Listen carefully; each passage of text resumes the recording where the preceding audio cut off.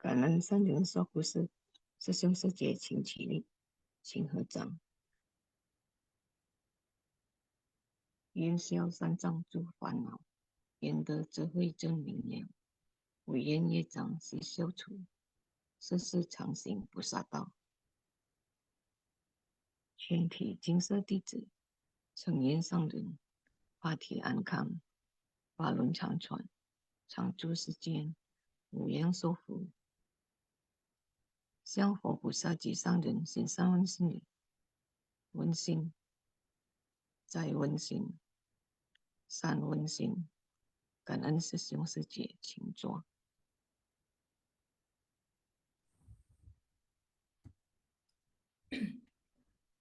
Selamat pagi,師兄師姐. Sebelum kita mulai simfasiang, mari kita berdoa bersama terlebih dahulu. Kangen.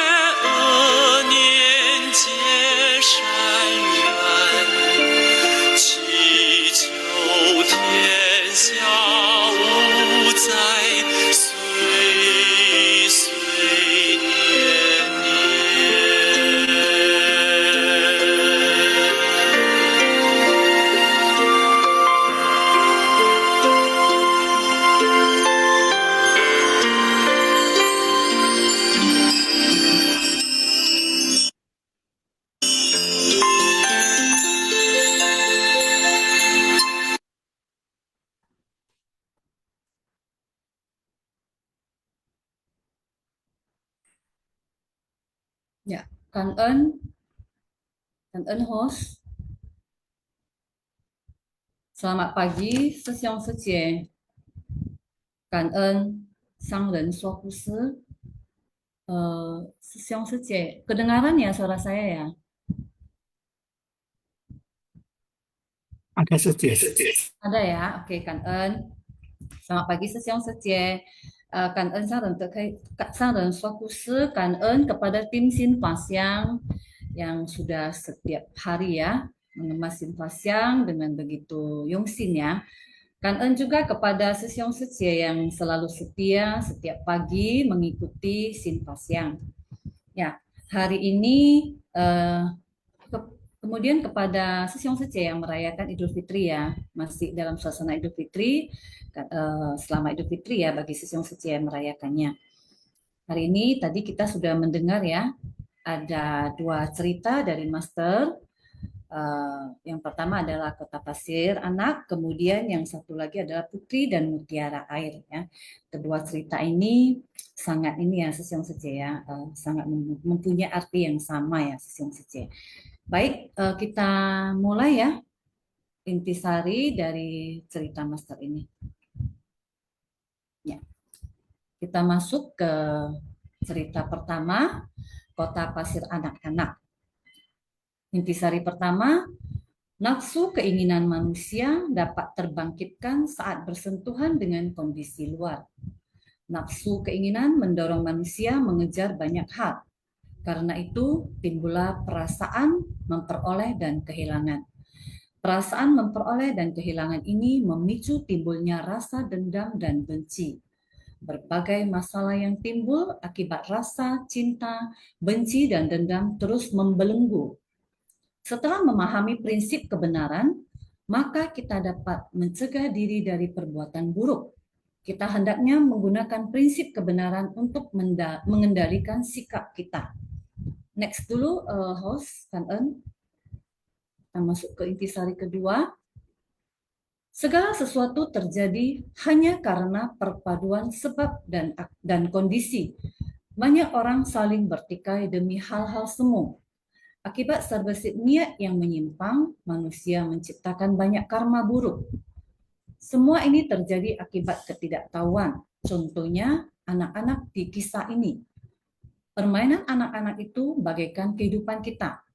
Kita menganggap sesuatu yang tidak nyata sebagai nyata, sehingga saling bertikai dan menciptakan karma buruk akibat kemelekatan, rasa benci, dan dendam. Nafsu terhadap puasa dan pertikaian menyebabkan kondisi di dunia menjadi kacau. Meski hidup dalam ketidaktahuan, intisari ketiga, meski hidup dalam ketidaktahuan, terkadang kita dapat bertemu dengan mitra bajik yang akan membimbing kita memahami prinsip kebenaran. Mitra baik membimbing kita untuk menjauhkan diri dari perbuatan buruk.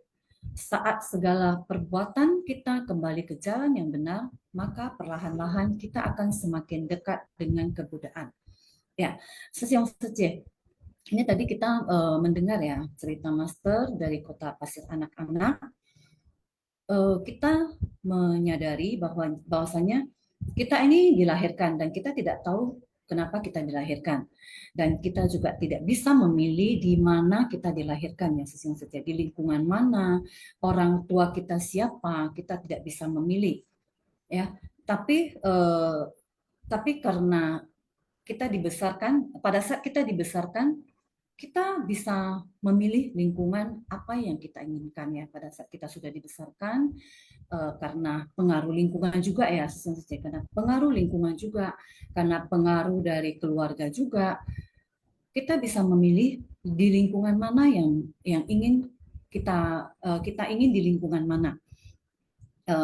Kita sering melihat ya di kehidupan kita sering melihat orang-orang di sekitar kita, bahkan mungkin kita sendiri ya Sesiong Secie. Ya, kita mengalami itu sendiri. Pada saat kita menjalani hidup ini, terkadang ada yang bekerja keras, mereka bisa sukses. Tetapi ada yang bekerja keras, kita melihat mereka hanya bisa menutupi kebutuhan sehari-hari saja ya. Bahkan kita melihat ada yang bahkan tidak bekerja, tetapi mereka tidak bisa mengharapkan apa yang mereka inginkan ya. Itulah kehidupan kita sehari-hari. Nah, dari sini karena perpaduan dari sebab dan kondisi ini, banyak orang melakukan hal-hal yang mungkin tidak tidak mungkin bagi mereka juga, mereka tidak mengharapkan melakukan hal-hal yang baik, juga bisa melakukan hal-hal yang tidak baik ya, ya. Dari satu keinginan atau nafsu keinginan itu mendorong membuat sesuatu hal-hal yang mungkin bisa menyimpang ya, ya. Nah, kita melihat pertikaian yang seharusnya tidak perlu terjadi. Contoh yang paling sering kita lihat adalah pertikaian yang mungkin terjadi di sosmed sekarang ini ya, ya. Yang kadang-kadang kalau sesudah kita kaji itu, bukan kita kaji lah ya, ya. Sesudah kita lihat mungkin tidak terlalu penting ya untuk hal-hal yang tidak begitu penting, tapi terjadi pertikaian dari yang mungkin hanya dari tulisan menjadi lisan ya. Jadi kadang kita melihat hal-hal yang sudah tidak wajar yang terjadi di situ, yang diungkapkan di sosmed. Ada yang berakhir dengan saling memaafkan, tetapi juga ada yang berakhir di pihak yang berwajib, bahkan berakhir dengan hal-hal yang sangat atau kondisi-kondisi yang sangat tidak wajar ya, ya. Jadi di satu sisi kita mungkin menyayangkan hal itu. Tetapi di sisi lain, itulah karena pengaruh lingkungan ya. Karena pengaruh lingkungan, karena pengaruh sosmed, jadi terjadi hal seperti ini. Di satu sisi kita yang melihat mungkin kita merasa menyayangkan hal itu. Tetapi di satu sisi kita bersyukur kita masih bisa memilih di lingkungan mana yang kita mau. Kita masih bisa memilih di mana kita mau menempatkan diri kita. Nah, sebagai insan suci, kita bersyukur kita bertemu dengan lingkungan yang membuat kita bisa melatih diri kita, bisa ketemu dengan seorang guru yang sangat bijaksana, guru yang bisa membimbing kita ke jalan yang benar. Kemudian kita juga bisa ketemu dengan mitra-mitra bajik yang menyadarkan kita yang bersama-sama kita berjalan di jalan bodhisattva, yang bersama-sama kita melatih diri di lingkungan suci ini. Jadi seperti tadi dicerita, anak-anak itu tadi mereka tidak menyadari apa yang mereka perebutkan. Mereka merebutkan sesuatu yang bukan menjadi milik mereka. Mereka bertikai demi hal-hal yang semu ya, ya. Nah, pada saat mereka menyadari itu, pada saat mereka ketemu dengan seorang yang sangat baik ya, ya, dan menyadarkan mereka bahwasanya mereka harus kembali ke jalan yang benar, bahwasanya mereka harus bisa membedakan mana yang semu dan mana yang nyata ya. Kira-kira seperti itu ya, yang suci yang bisa saya pahami dari cerita Kota Pasir Anak-anak ya. Nanti yang suci bisa sharing juga, ini cerita yang sangat menarik sekali ya, ini keduanya ya, yang suci. Baik, kita masuk ke cerita yang kedua.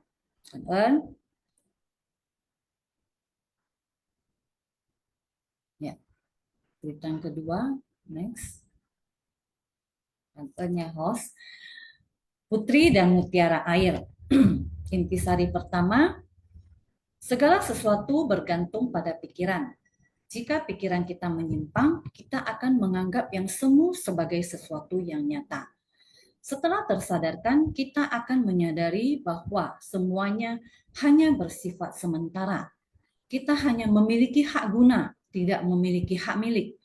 Jadi janganlah kita menganggap yang semu sebagai sesuatu yang nyata. Segala sesuatu hanyalah ilusi, karena pikiran yang menyimpang banyak orang yang melekat pada materi sehingga menimbulkan banyak bencana akibat ulah manusia. Next.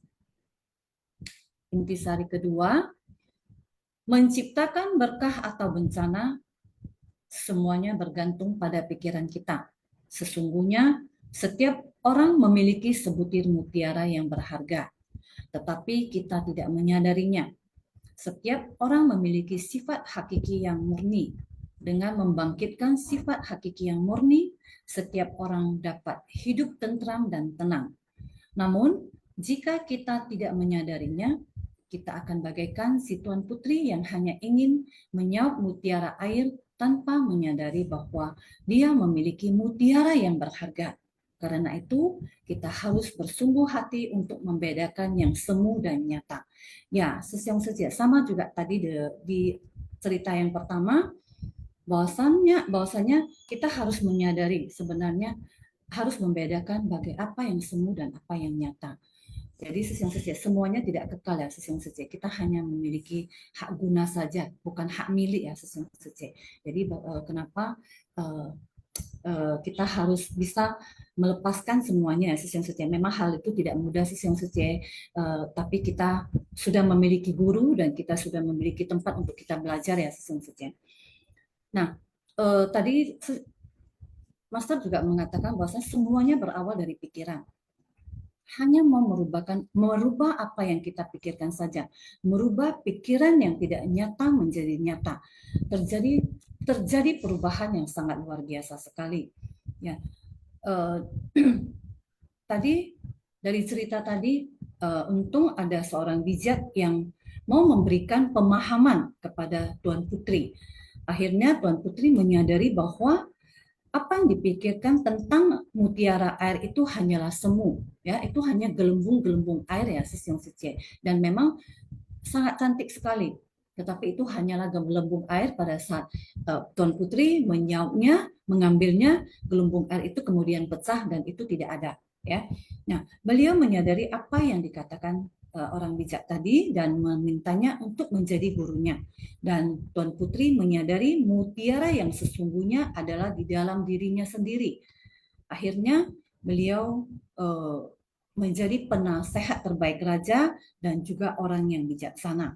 Semua ini adalah berawal dari pikiran yang sesiang saja. Nah, Master selalu mengingatkan kita akar dari semua masalah atau penderitaan adalah terletak pada pikiran kita. Master selalu menekankan pentingnya menata pikiran menjadi damai dan positif. Ya, selalu merubah pikiran kita menjadi damai dan positif.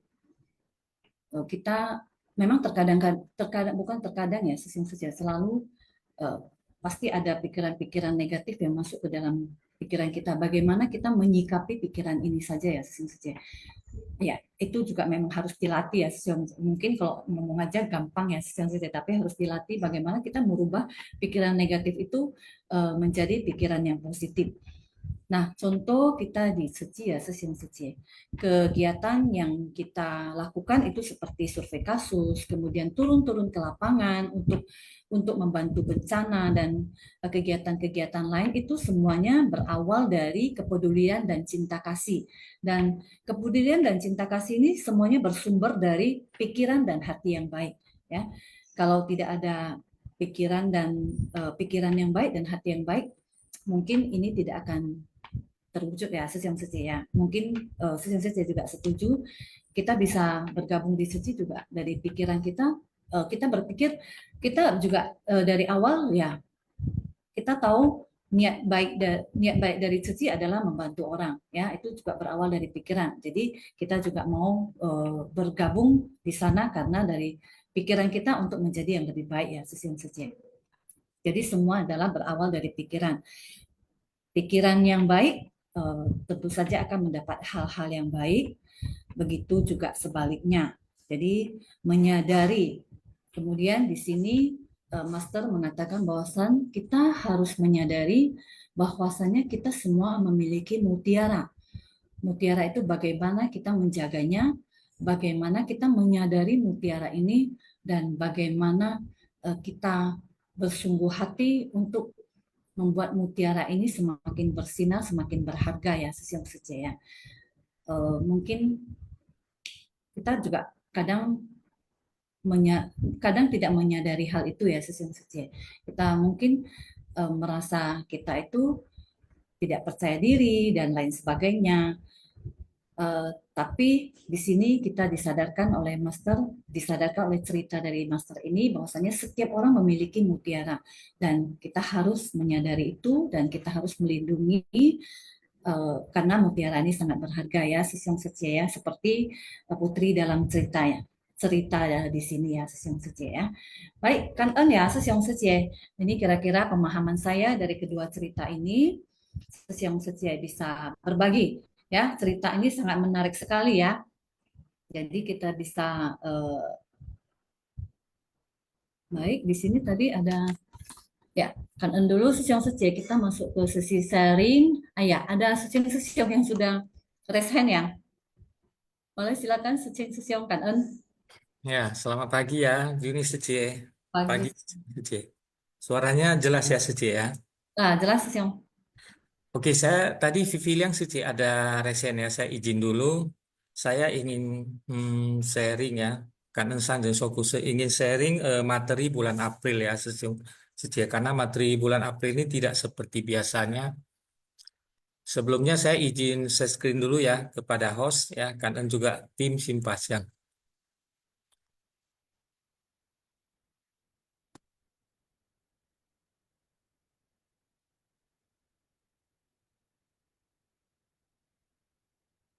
Baik, Secie, sekali lagi selamat pagi ya. Eh, Kalau saya lihat ya hari ini sudah bulan April tahun 2025. Nah, materinya agak berbeda dari biasanya ya Sesiung Cece. Karena apa? Karena kita sebenarnya ya Sesiung Cece, Simpasiang ini dilakukan materinya adalah mengikuti dari Taiwan. Ya, bukan diadakan oleh kita sendiri ya Sesiung Cece. Tetapi demikian pun memang kita agak telat beberapa episode karena kita harus menerjemahkan. Nah, bulan April ini kita ingat ya, ada kebaktian ya Sesung Cece. Ada kebaktian dari tanggal 2 sampai tanggal 19 April. Karena ada kebaktian pagi di Hualien, maka Taiwan tidak ada simpasiang di pagi hari ya. Tetapi karena kita tidak ada kebaktian di pagi hari, kita hanya mengikuti di malam hari, paginya kita tetap bisa simpasiang. Kecuali hari Minggu ya. Hari Minggu kita ada sesi kebaktian malam, sehingga kita simpasiang untuk 2 kali minggu ya, antara tanggal 12 dengan tanggal 19 kita tiadakan. Oke, kemudian materinya apa sih ya Sesung Cece? Secara umum ya. Oke, ini tadi saya teringat bulan April ya. Jadi sebenarnya Sesung Cece kita harus bersyukur. Kita penuh berkah ya. Ini memasuki tahun keberapa Sesung Cece? Dari April tahun 2020 kita mulai Zoom ini ya. Waktu itu saya ingat ya masih wabah COVID. Kemudian Master keluar ya untuk ceramah. Jadi banyak sekali sisung-sisung yang ikut ya. Jadi waktu itu Master melakukan ceramah secara live ya. Dan kita ingat waktu itu masuk ke bab 21 sampai 23. Oke, hari ini saya akan share sedikit kepada sisung-sisung ya. Jadi secara umum ya sisung-sisung, antara hari Senin sampai dengan hari Minggu ada beberapa materi ya, ada beberapa sumber materi. Secara umum hari Rabu sampai Minggu adalah menggunakan ceramah Master Sutra Teratai. Kadang-kadang ya Senin Selasa juga menggunakan Sutra Teratai. Kapan sih ya pertanyaannya? Kapan sih terjadi Senin Selasa tidak menggunakan Master bercerita tetapi menggunakan Sutra Teratai? Kalau Sesiung Cece perhatikan ya, Master sekarang kan berada di Hualien ya, berada di Cingse atau Geria Perenungan. Kalau Master ya keluar dari Geria, biasanya ya setahun ada beberapa kali, minimal 2 kali, Master keliling Taiwan ya ke kantor-kantor penghubung atau kantor perwakilan atau ke depo ya atau ke rumah sakit. Itu namanya Xingqiao ya. Jadi ketika Master keluar Senin dan Selasa itu menggunakan materi Sutra Teratai ya. Itu sebagai informasi untuk Sisung Cici. Kemudian untuk Cei Cap Go ya, jadi di Hualien itu Cei Cap Go itu kan ada kebaktian pagi. Nah, kita tidak kebaktian, jadi kita tetap simpasian. Kita menggunakan materi apa? Kita menggunakan materi ya, putih sinyal ya. Salah satu contohnya adalah cuti story. Jadi selama 5 tahun ini kita sudah banyak ya, banyak menggunakan episode atau materi dari putih sinyal. Contohnya saja ya, 50 episode Suci Story sudah kita habiskan ya Sesiung Suci. Jadi selama 5 tahun ini, kalau Sesiung Suci benar-benar mengikuti, sudah sangat banyak ya yang Sesiung Suci dapatkan. Oke, kemudian yang Senin Selasa ya, seperti tadi saya sharing kepada Sesiung Suci. Walaupun demikian, tidak setiap Senin dan Selasa menggunakan Master Cengeng bercerita. Ya, kalau Master ada di Hualien saja ya menggunakan Master cerita. Kenapa seperti itu ya? Karena kalau hari Senin Selasa biasanya setelah ya, ini biasanya ya, setelah ceramah master ya, nantinya akan ada Cekung Cahui. Nah, di sana master biasanya juga ceramah ya. Ini kondisi tidak menentu ya, tergantung tergantung berkah ya Sesung Cici ya, bagaimana kesehatan master. Nah, ini satu slide saya tambahkan untuk CI Capko kita sekarang juga menggunakan Dharma bagaikan air ya. Kenapa? Karena hampir semua episode dari Essence of the Body Mind atau Putih Sinyo sudah kita tayangkan Sesung CC selama 5 tahun ini ya. Jadi benar-benar itu intisari dari ceramah master ya Putih Sinyo sudah kita tayangkan hampir semuanya yang kita rasa ya cocok dengan Indonesia. Sebagian besar juga kita ulang ya Sesung CC. Seperti nanti saya tayangkan ya materi April ada perumpamaan dari 7 perumpamaan sutra teratai. Oke. Jadi selain menggunakan sanubari teduh yang putih sinyal, kita juga menggunakan namanya papi rusu ya atau dharma bagaikan air. Nah, sedikit informasi dharma bagaikan air ini adalah satu set ceramah master ya yang panjangnya sekitar 520 episode. Sangat panjang ya Sesung Cice. Itu merupakan dasar-dasar Dharma Buddha yang diajarkan master ya. Misalnya tentang kerisauan ya, tentang noda batin, tentang berbagai hal yang umum ya atau mengenai 4 kebenaran mulia. Itu dijelaskan master ya dari dasar-dasarnya sehingga kita menjadi jelas. Jadi sebelum memasuki sutra terata yang lebih dalam, master sebenarnya terlebih dahulu memulainya dengan cuisan ya sepanjang ya 520 episode itu lebih kurang memakan waktu 2 tahun. Nah, di Indonesia Sesung Cice bisa mengulang kembali di Dai TV ya. Itu sudah ditayangkan lebih kurang ya 10 tahun lalu. Itu ada 520 episode ya. Jadi Dharma Master itu sangat banyak ya Sesung Cice. Oke. Nah, untuk bulan April 2025 ini ya kita perhatikan ya, ini tidak seperti biasanya. Jadi saya mewakili tim Simpasiang ya, ingin sharing kepada Sesung Sisi. Apa sih yang kita gunakan? Untuk tanggal 1 sampai dengan Sabtu ya, hari ini sudah Jumat ya, kita menggunakan Master Cengen bercerita. Ya, ini kita jelaskan agar Sesung Sisi tidak bingung ya. Biasanya Senin Selasa ya, kok hari ini, minggu ini dari Rabu sampai Jumat ya, bahkan sampai Sabtu kita menggunakan Master bercerita. Kemudian minggu off ya, karena malam kita ada kebaktian. Oke, minggu kedua ya, minggu kedua kita menggunakan perumpamaan. Jadi Sesung Cice di dalam Sutra Terata ini ada 7 perumpamaan ya. Dari hari Senin tanggal 7 sampai dengan ya hari Senin tanggal 14 kita menggunakan perumpamaan pertama sampai ke 7. Kemudian tanggal 13 juga ada kebaktian malam kita off. Oke. Nah, kemudian karena kebaktiannya dari tanggal 2 sampai dengan tanggal 19 ya Sesung Cice. Jadi kita lanjutkan dengan Dharma bagaikan air sebanyak 1, 2, 3, 4, 6 episode ya Sesung Cice. Di tanggal 21 kita kembali ke Sutra Teratai ya, tanggal 17 hari Senin ya. Oke, ini sekilas ya Sesung Cice. Agar Sesung Cice tidak bingung hari ini materinya apa, besok materinya apa ya. Jadi bulan April ini agak spesial karena ada kebaktian menjelang ya, menjelang Hari Cuci Internasional. Oke, kemudian hari ini mengambil kesempatan ini ya, saya juga sekaligus ingin share kepada Sesung Cice. Sutra Trata itu ada 28 bab. Ya, 28 bab. Apa aja sih ya? Nah, bab 1 pendahuluan, bab 2 metode terampil, semuanya ini ya, kecuali bab 1, bab kedua sudah kita ulang ya. Jadi sesung CC di Job ini dari April 2020 kita mulai bab 21 sampai bab 23. Kemudian setelah itu kita mengulang kembali ya. Ini mengikuti materi dari Taiwan. Kita perhatikan ya sesung CC. Di dalam 14 bab ini, kemudian layar kedua ada 14 juga ya, 28 bab. Nah, kita perhatikan ya. Jadi minggu depan kita akan memasuki 7 perumpamaan. Di dalam 28 bab ini, kalau sesung saya perhatikan ya, di bab ketiga mengenai perumpamaan ya, ada satu ya, nomor satu ini adalah perumpamaan pertama. Kemudian di bab keempat ada perumpamaan kedua, di bab kelima ada perumpamaan ketiga, dan seterusnya ya, bab ke-8 ada perumpamaan kelima, di bab ke-14 ada perumpamaan ke-7, ke-6 ya, dan kemudian di bab ke-16 ya, terakhir ada perumpamaan ke-7. Oke, nanti saya jelaskan secara singkat ya session CC.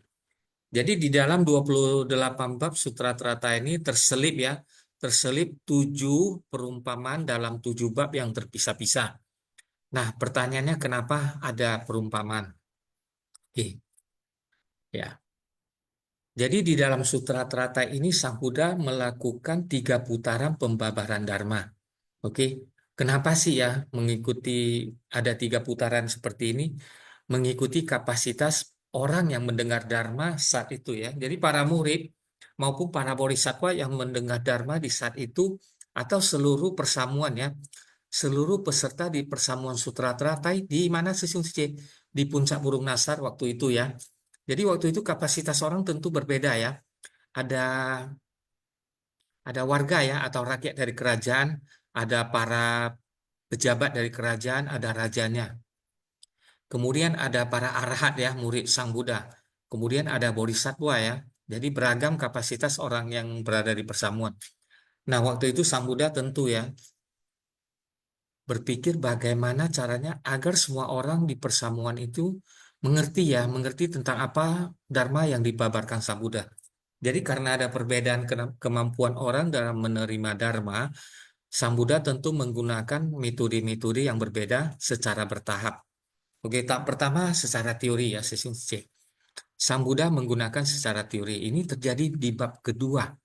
Ya, jadi bab kedua disebutkan Sang Buddha menggunakan teori ya, menggunakan teori. Teori berarti menyampaikan sesuatu secara lisan, secara apa adanya ya, secara berbicara begitu ya.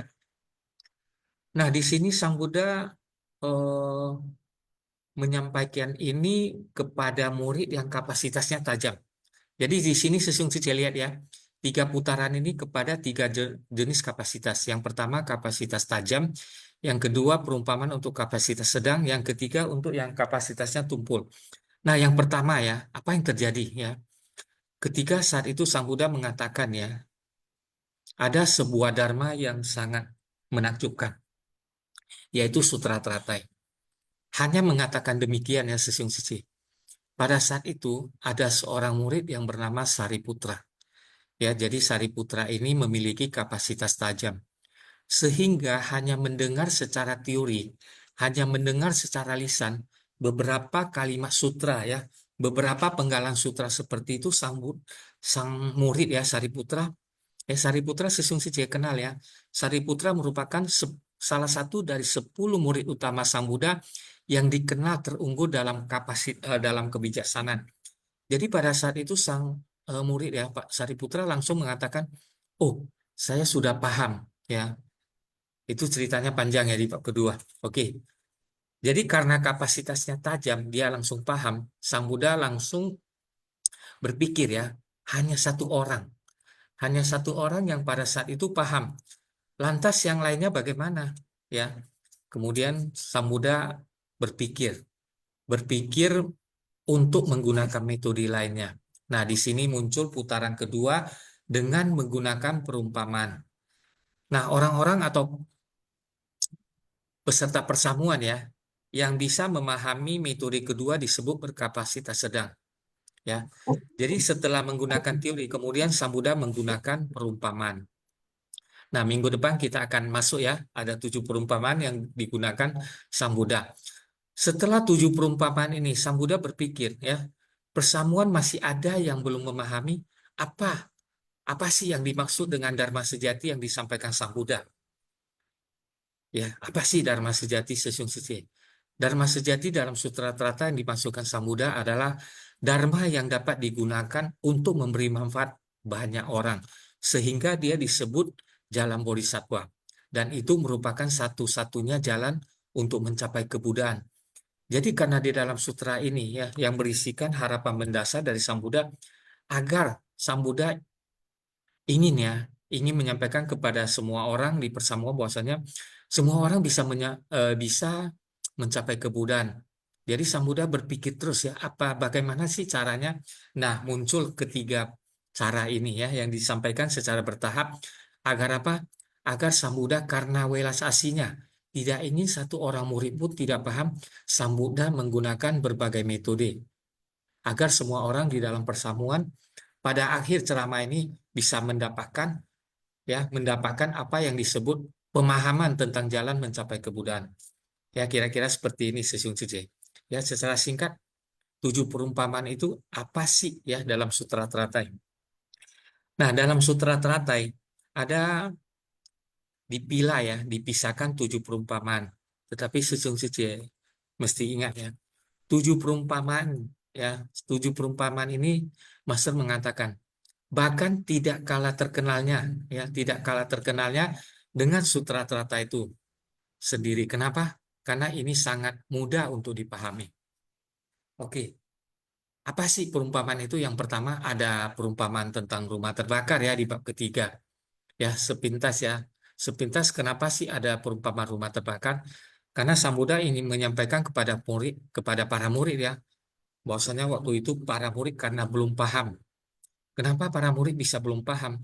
Karena masih memiliki ketidaktahuan ya, atau noda batin, atau juga kerisauan. Nah, kira-kira seperti itu ya. Kemudian ada perumpamaan tentang anak malang ya, di bab keyakinan dan pemahaman. Kemudian ada perumpamaan tanaman obat, di bab perumpamaan tanaman obat ya. Kemudian ada perumpamaan kota gaib, di bab perumpamaan kota gaib. Dan selanjutnya ya, Sesung Cice. Ini minggu depan ya. Minggu depan sebelum mulai saya akan share sedikit ya secara singkat. Sebenarnya ini mengulang ya Sesung CJ.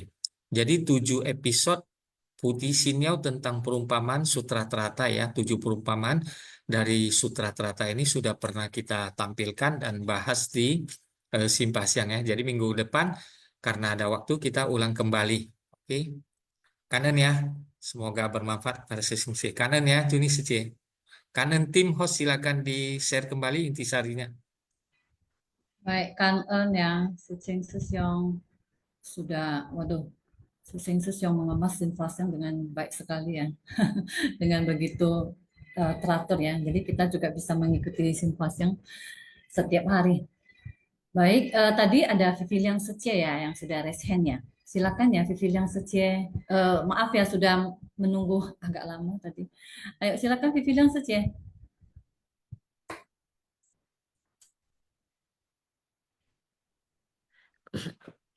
Cảm ơn Giang Đường Khai Sứ, cảm ơn Sư Siêu Sư Chế, cảm ơn Juniati Sư Chế.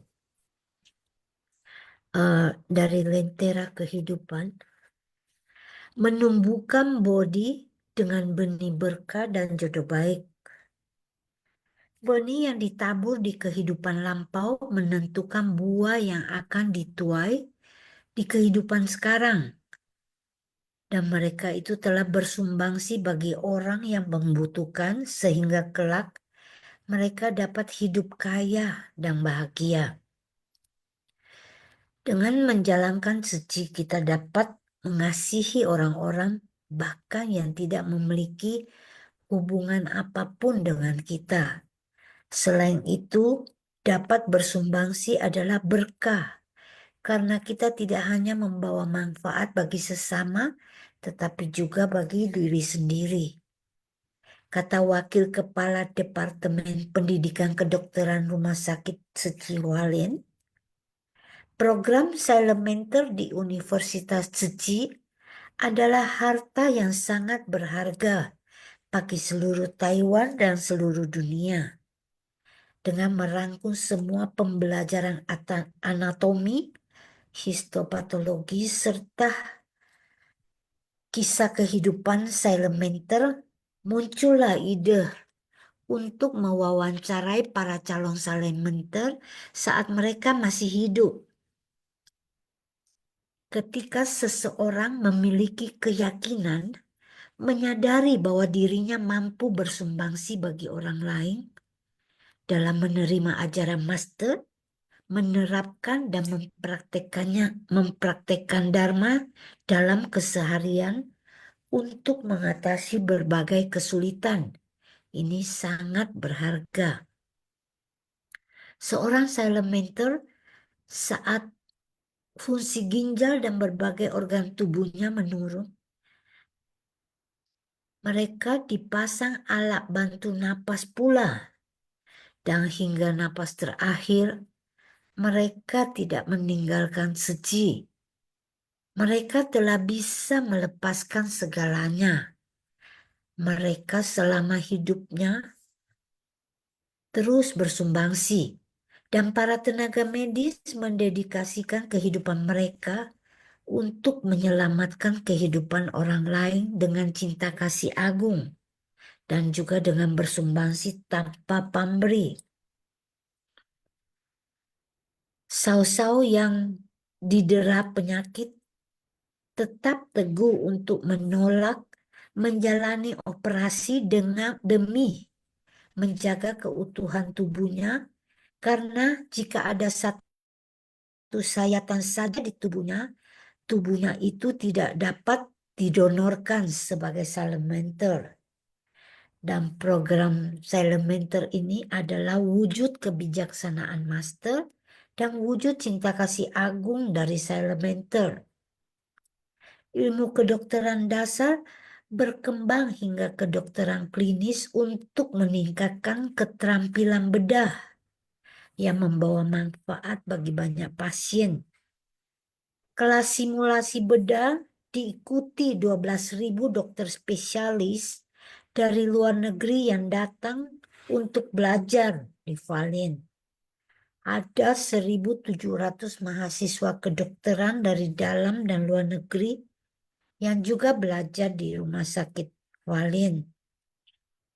Kata Master, saya yakin bahwa pahala kebajikan dari Sailor-Mentor itu tak terhingga karena telah membawa manfaat besar bagi mahasiswa kedokteran. Kata Lee Hesen, salah seorang mentor, saat kalian menjadi dokter, ingat, tubuh saya boleh kalian sayat ribuan kali. Tetapi jangan sekalipun kalian salah menyayat tubuh pasien. Dan kata Master lagi, walau waktu kita hanya tersisa 1 hari, kita tidak boleh menyia-nyiakan manfaat yang bisa kita berikan bagi dunia.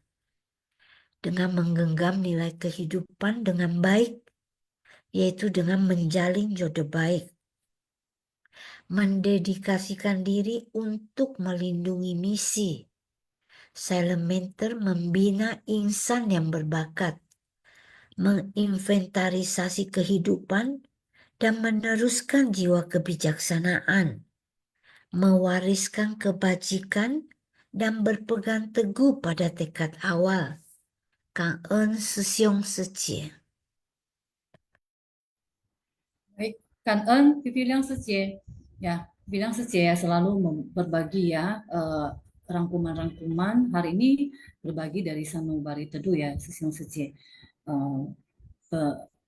Membahas sedikit tentang Silent Mentor ya, Sesiong Secie ya. Mungkin ini pembahasan yang harus spesial ya. Jadi Kan En ya, Bibilang Secie ya sudah berbagi ya. Baik, hari ini sekarang ada ini Suhardi Sesyong dari Palembang ya, sudah raise hand. Boleh berbagi, Sesyong, silakan. Ya, Kangen kepada Sangren Sokuse ya. Kemudian Kangen juga kepada tim Sinfasyang Suseong tadi yang sudah menjelaskan ya, memaparkan sedikit.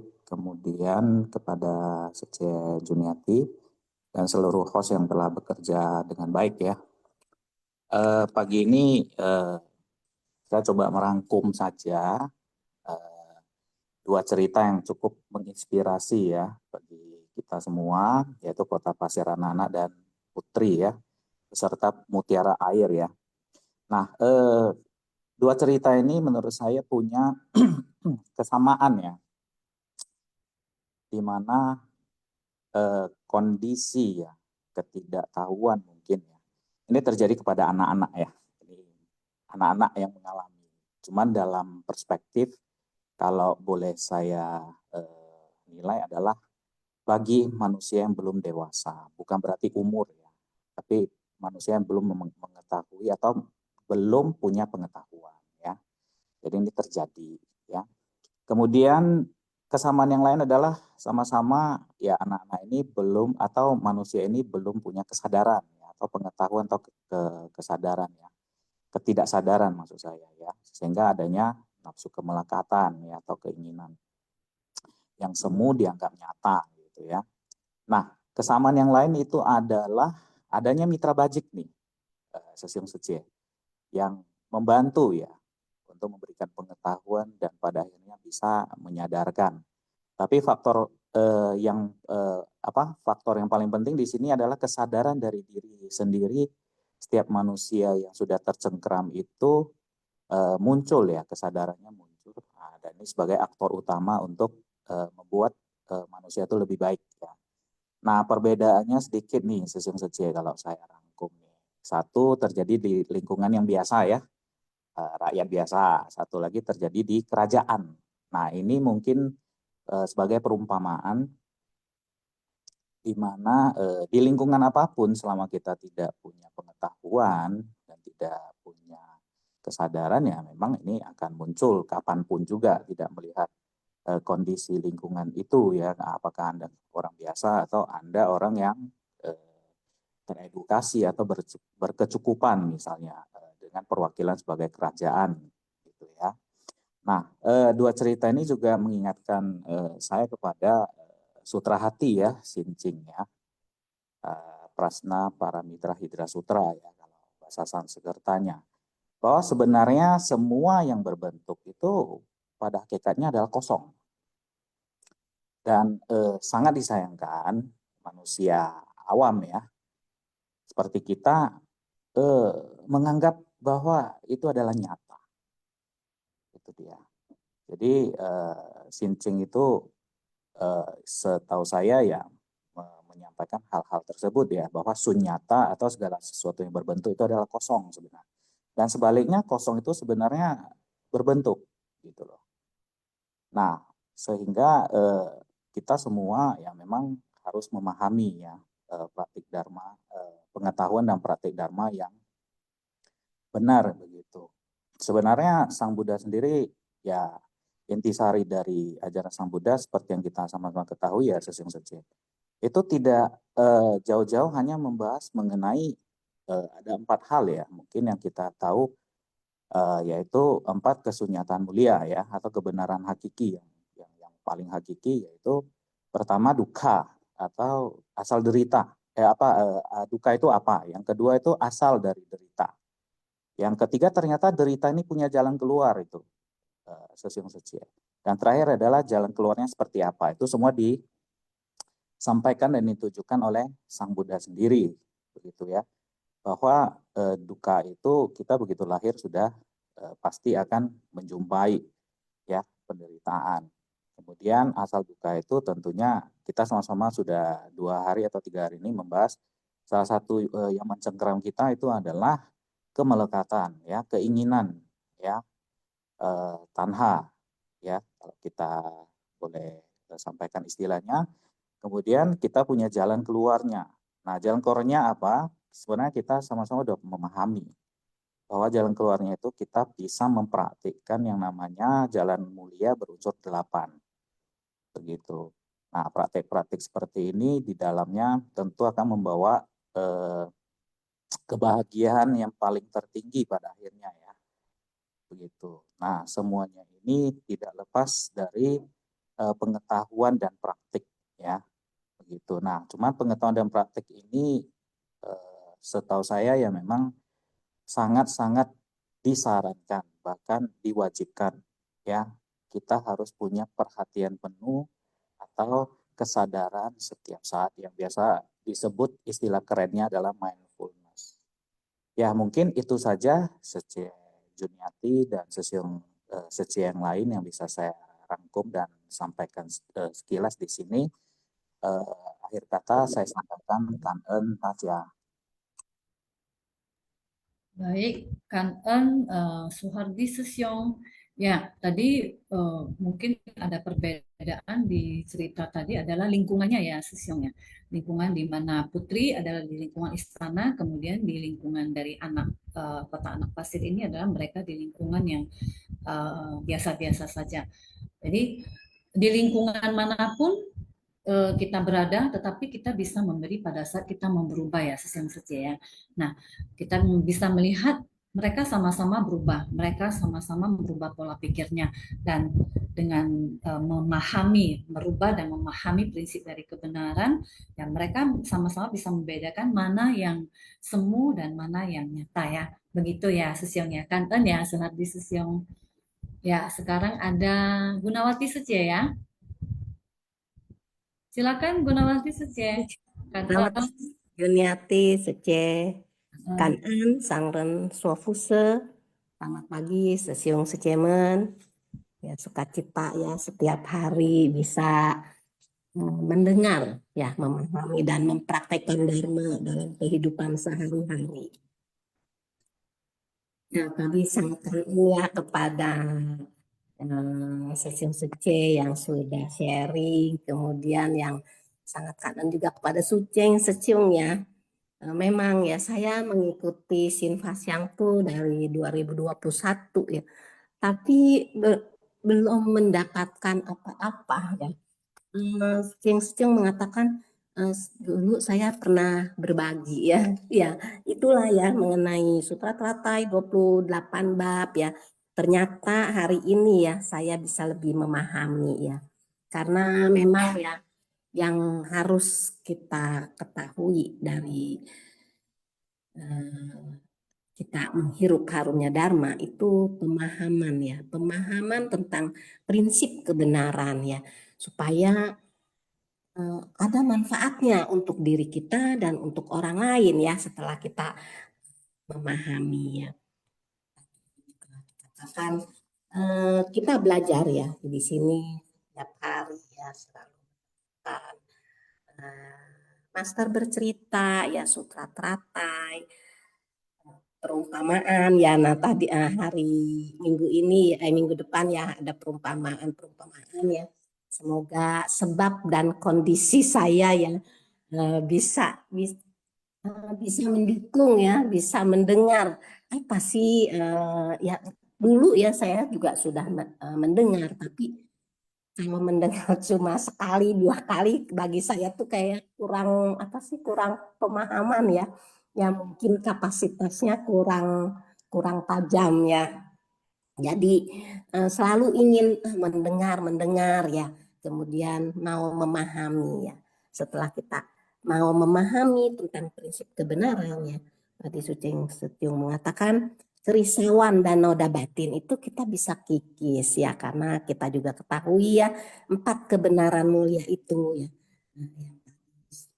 Sesyung dari Palembang juga ya telah menginspirasi kita ya. Apa sih sebetulnya 4 kebenaran mulia ya? Itu memang selalu dikatakan hidup adalah penderitaan ya. Apa sih 8 yang kita ketahui 8 penderitaan ya? Lahir ya menderita, lahir tua sakit meninggal mati itu penderitaan ya. Berpisah dengan dengan orang atau dengan yang dicinta ya, benda atau orang ya, atau masalah yang kita senangi, itu juga penderitaan ya. Berkumpul dengan yang kita tidak suka, kita ada rasa benci ya, itu juga penderitaan ya. Tidak tercapai apa yang diinginkan ya. 5 agregat ya. Rupa, dari rupa kita timbul perasaan, kemudian timbul persepsi, dorongan pikiran dan kesadaran. Nah, disitulah kenapa kita belajar memahami prinsip kebenaran. Kenapa kita menapaki jalan bodhisattva, supaya kita selalu memiliki kesadaran. Sadarnya hal yang salah dirubah menjadi yang benar, menjadi yang baik. Hal yang baik ya, kita selalu sadar harus terus dipertahankan. Itulah apa kalau kita pahami ya 8 itu memang betul-betul penderitaan yang nyata ya. Tadi dikatakan ada semu, ada nyata. Ya, nanti kita bisa pahami yang mana semu, yang mana nyata ya. Kita bisa selalu tersadarkan ya. Kenapa kita selalu menapaki jalan bodhisattva, jalan yang harus kita selalu sadari ya. Berbuat salah, oh tadi saya berbuat salah, berpikir salah, berucap salah, berbuat salah, oh tadi saya berbuat salah. Nah, kita mau merubahnya karena kita sadar ya, kita mau menjadi yang lebih baik. Sudah baik, tetap kita pertahankan untuk selalu baik ya. Memang semua adalah proses, memang semua adalah nggak gampang, tapi kita mau belajar ya, mau melatih ya, mau membina hati ini ya, mau membina batin ini untuk selangkah demi selangkah ya, sedikit demi sedikit ya, kita mau merubah, mau merubah ke hal yang lebih baik ya. Dari 2 kisah tadi ya, Master bercerita ya, itu memang ya kalau kita lihat dalam kehidupan sehari-hari itu ada semu ya, ada nyata ya. Kemudian ini milik saya ya, itu apa bukan milik atau cuma hak guna pakai. Nah, itulah kita juga harus pahami ya, yang mana semu, yang mana nyata, ya, yang mana hak milik, yang mana hak guna pakai. Ya. Nah, kita ketahui kehidupan kita ini bukan hak milik ya, tapi cuma hak guna pakai ya. Setarikan napas ya, kehidupan adalah setarikan napas ya. Apakah hari esok kita masih dapatkan atau ketidakkekalan atau nafas yang terakhir kita ya untuk melanjutkan kehidupan yang berikutnya ya, yang kita temui, kita juga tidak tahu. Makanya Master selalu menghimbau, selalu berharap muridnya untuk selalu menggenggam kesempatan pada saat ini ya, genggam baik-baik kehidupan kita saat sekarang ya. Selalu dikatakan kita simpan deposito ya, simpan deposito perbuatan baik ya, pikiran baik, ucapan baik, perbuatan baik ya, di gudang kesadaran kita ya, supaya nanti pada saat ketidakkekalan ya, baik itu ketidakkekalan tentang akhir kehidupan kita ya, atau ketidakkekalan akan suatu mata pencaharian kita ya, dari maju menjadi sedikit-sedikit turun atau bahkan bangkrut ya, ibarat itu pilot ya. Nah itu jadi kita siap menghadapinya ya. Nah misalnya ketidakkekalan, hembusan nafas yang terakhir ya, deposito kita sih sudah banyak ya, sudah banyak kebaikan-kebaikan ya, bukan kejahatan-kejahatan ya. Begitu kita terlahir di kehidupan yang akan datang ya. Nah, kita akan bisa semua berharap ya bisa lebih baik daripada kehidupan yang saat ini. Yang penting saat ini kita genggam baik-baik untuk selalu berbuat kebajikan ya. Jangan lelah ya, jangan lelah, jangan bosan untuk selalu berbuat kebajikan ya. Nah, tadi juga dikatakan memang ya semua ya penderitaan itu berasal dari mana ya? Dari nafsu keinginan ya. Dari nafsu keinginan ya. Setelah memperoleh, wah ini cita-cita saya sudah tercapai ya. Wah, apa yang saya cita-citakan nih sudah terrealisasi ya. Akhirnya bahagia. Apakah kebahagiaan itu kekal ya? Itu hanya sementara ya. Kemudian apa yang dicita-citakan atau apa yang diinginkan ya terrealisasi akhirnya akan menjadi kosong atau hancur ya. Makanya dikatakan memperoleh dan kehilangan. Jadi jika kita memperoleh sesuatu ya kita harus selalu merasa bersyukur ya. Jika kita kehilangan pun ya, jika kita harus introspeksi, kita juga harus selalu bersyukur ya. Jadi jangan selalu melekat ya. Memperoleh dan kehilangan ya. Itu kita harus bisa melepas ya. Karena orang yang selalu pikirannya perhitungan, selalu melekat ya, mereka pasti tidak akan bisa menerima pada saat pada saat kehilangan karena terlalu melekat ya. Makanya kita menghirup harumnya Dharma ini ya, kita bisa belajar ya, khususnya saya mau belajar kenapa ya kita harus bisa melepas, kita jangan terlalu melekat lah. Ya sudah apa yang terjadi ya kita selalu bersyukur saja ya, apa yang kita peroleh ya bersyukur saja ya. Makanya selalu dikatakan kita jangan lupa terhadap 4 ramuan ya yang Master berikan ya. Yang pertama adalah berpuas diri ya. Dengan berpuas diri kita pasti tidak akan perhitungan ya. Kita tidak akan melekat ya. Kita selalu melepas ya.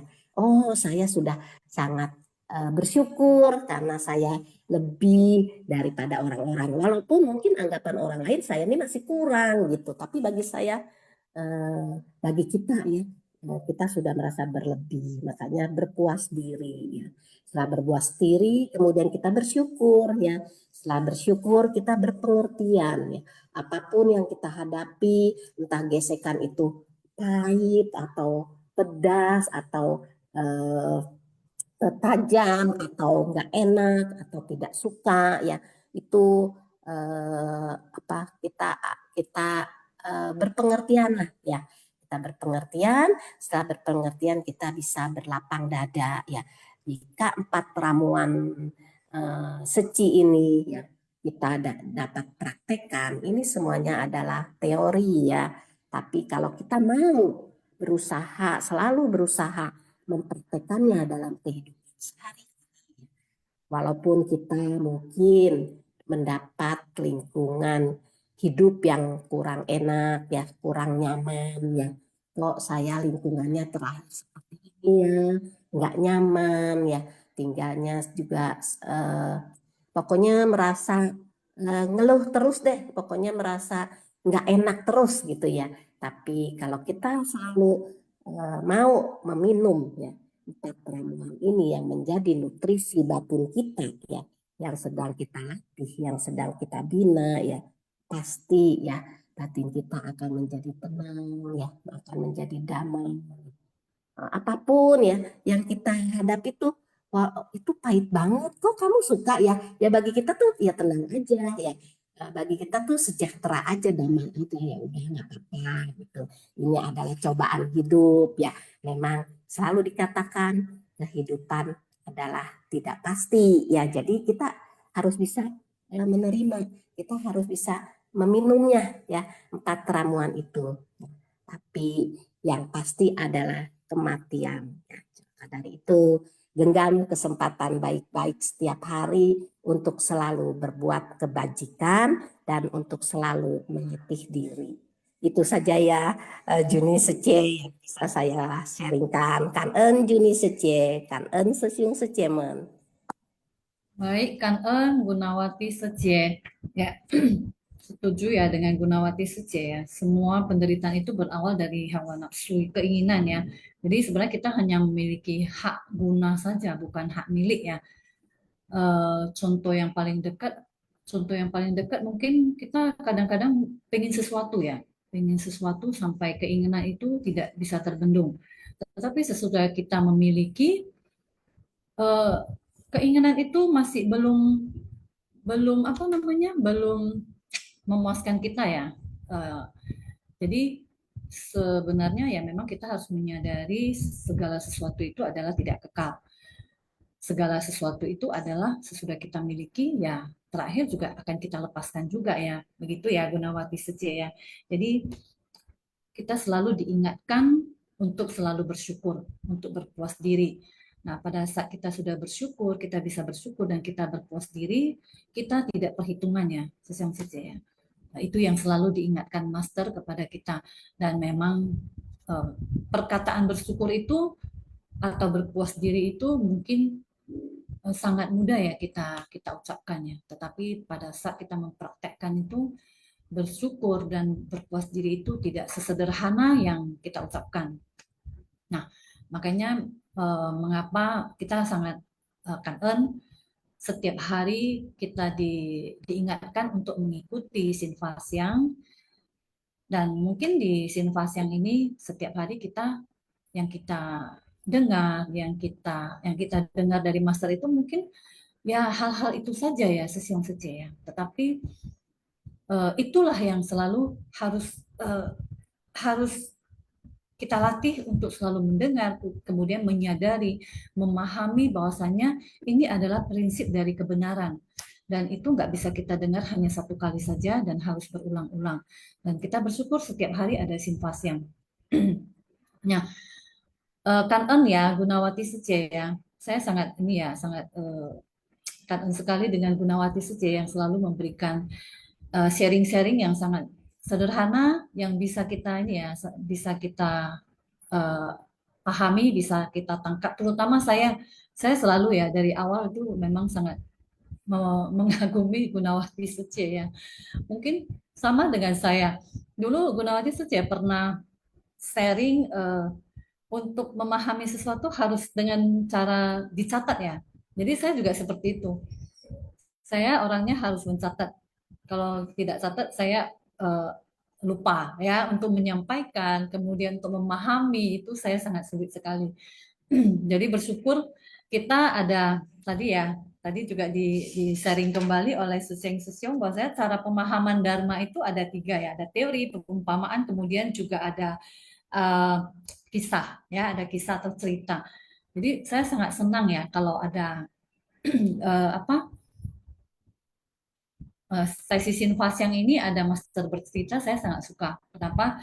Karena pemahaman saya dari Dharma ini saya lebih suka di cerita-cerita, dari contoh-contoh dari cerita itu. Perumpamaan itu membuat saya mungkin lebih memahami ya apa itu Dharma daripada yang pertama ini, yang cara teori. Jadi kok teori ini, saya harus ngulang, kemudian saya catat. Kadang-kadang juga sudah dicatat, kadang-kadang melihat catatan sendiri pun tidak paham ya sesiang sece ya. Jadi beruntung kita di sini kita ada perumpamaan, kemudian juga ada kisah dari Master ini, itu membuat pemahaman Dharma itu harusnya ya bagi kita akan semakin dipermudah ya untuk memahaminya ya kan ya Gunawati Sece ya. Ya, kemudian ada Sesiong Sece yang mau sharing lagi. Di sini kita lihat ada yang ikut ya 193 orang ya mengikuti Sinfasyang ya. Kita ingin Sesiong Sece juga bisa berbagi dari 2 cerita yang sudah ditayangkan tadi. Ini cerita yang mudah-mudahan sangat dekat dengan kehidupan kita ya, Sesyong Seje. Ada yang mau ini? Silakan raise hand, Sesyong Seje. Saya yakin kita semuanya juga mengalami ya di kehidupan kita sehari-hari. Kadang kita tidak bisa membedakan mana yang nyata dan mana yang tidak nyata karena nafsu keinginan kita akhirnya terjadi pertikaian dan lain sebagainya ya, Sesyong Seje ya. Jadi kita dipahamkan dengan kedua cerita ini, kita dipahamkan merubah pola pikir, kemudian juga memang mau menerima apa yang dipahamkan oleh guru kita. Kita mudah-mudahan kita bisa memahami apa itu prinsip kebenaran. Baik, kita tunggu Sesyong Seje yang mau sharing. Ya, ada Johannes Sesyong ya. Baik, silakan Johannes Sesyong Kan ya, sudah mau sharing. Pagi. Ya, sebenarnya saya mau cerita tentang pikiran kita menyimpang sih sebenarnya ya. Nah,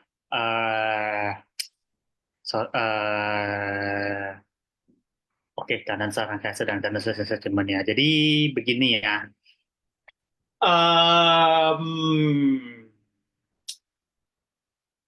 Ya, semuanya sudah, ya saya bilang hampir semuanya deh.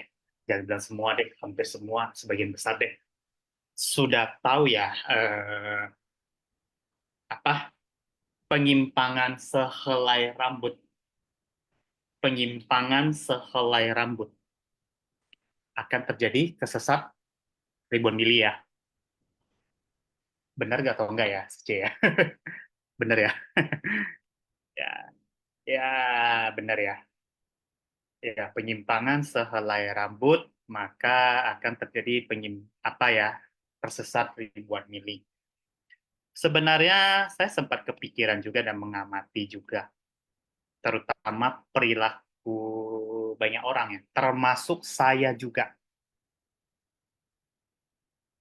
yang sebenarnya walaupun mendengarkan itu dengan benar atau menerima informasi, terkadang pikiran kita itu terkadang juga liar juga, terutama judgmental. Sebenarnya yang salah itu adalah penerimanya karena tidak mau menjadi pendengar yang baik. Tidak mau terbuka dan istilahnya dengarnya setengah-setengah. Oleh sepen sehingga terjadi penyimpangan. Kalau Sesyong Seje ingat nggak ya, kalau sebelum ada Daai pasti kita suka nonton kuis ya. Salah satu game itu saya sebut nama aja, namanya Game Zone. Game zone-nya itu Shou-i. Shou-nya dibuat berapa baris, seperti itu Sesyong Seje. Saya ngomong ke Juni Seje dengan Shou-i. Shou-i-nya gerakan dari tangan kiri ke tangan kanan. Katakanlah Juni Seje dengan Yongsim, lihat, lalu gerakannya itu sama. Lalu Juni Seje kasih ke si A.